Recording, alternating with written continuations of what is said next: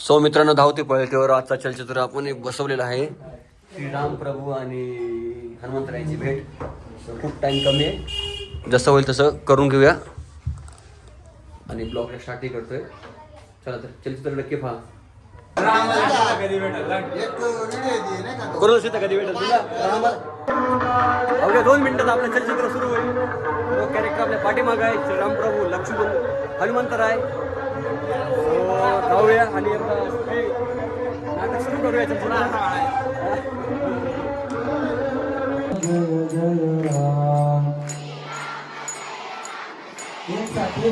पाठीमागचा आवाज मुलांचा.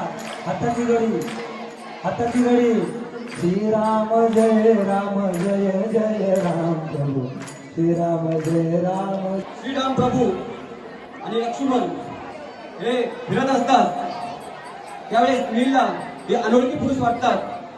हे कोणीतरी जंगलामध्ये फिरतायत ही गोष्ट सांगण्यासाठी नील सुग्रीव आणि जामवंताकडे जातात. त्यांना सांगतात, महाराज, पंपा सरोवराच्या बाजूला 2 अनोळखी पुरुष फिरताय आणि ते ऋषीमुखी पर्वताकडे चालले. यांचा हेतू नक्की काहीतरी वेगळाच आहे. ही गोष्ट सुग्रीव आणि जामवंतांना कळाली तेव्हा त्यांना असं वाटलं की याच्या मागचा उद्देश बाली तर नाही, माझ्या वधासाठी बालीने हा पुरुष पाठवला तर नाही. याची शहानिशा करण्यासाठी सुग्रीवांनी एक युक्ती लढवली आणि हनुमंतरायाला वेशभूषा करून त्याची परीक्षा घेण्यासाठी पाठवलं.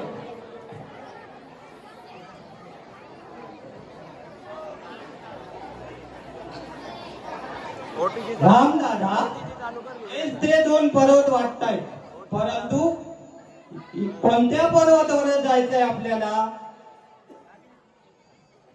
हे बघ लक्ष्मणा, समोर कोणतरी येत आहे. ते कोणी सज्जन वाटतंय. चल त्यांना मार्ग विचारू. दादा, हे तर मला कोणी वेद पुरुष दिसताय. ते आपल्याकडेच येत आहे. चला.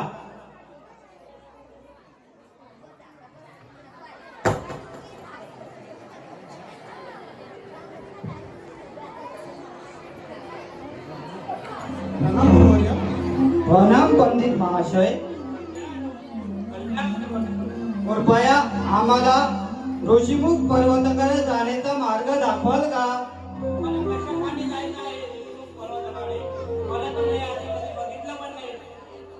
मला महाराज सुग्रीव यांना भेटायचं आहे. महाराज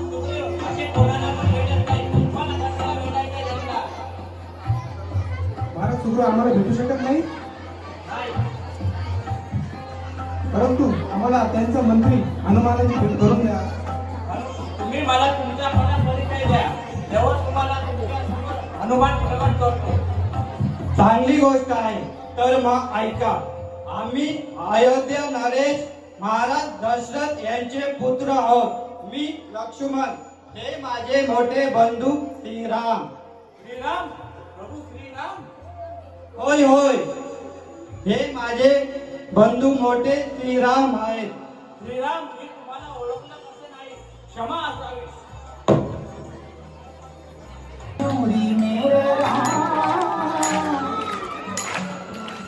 राम ही पार लगावेंगे, जल थल गगन मंडल में राम ही पार लगावेंगे. आज मैं तो राम ही राम भजूंगी मेरा.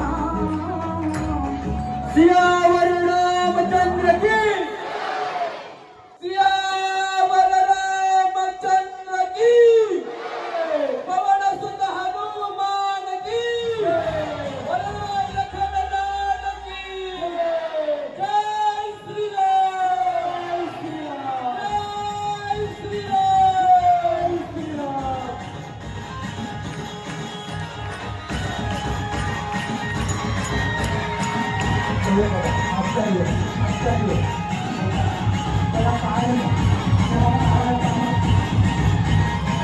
आता जय श्रीराम ऐका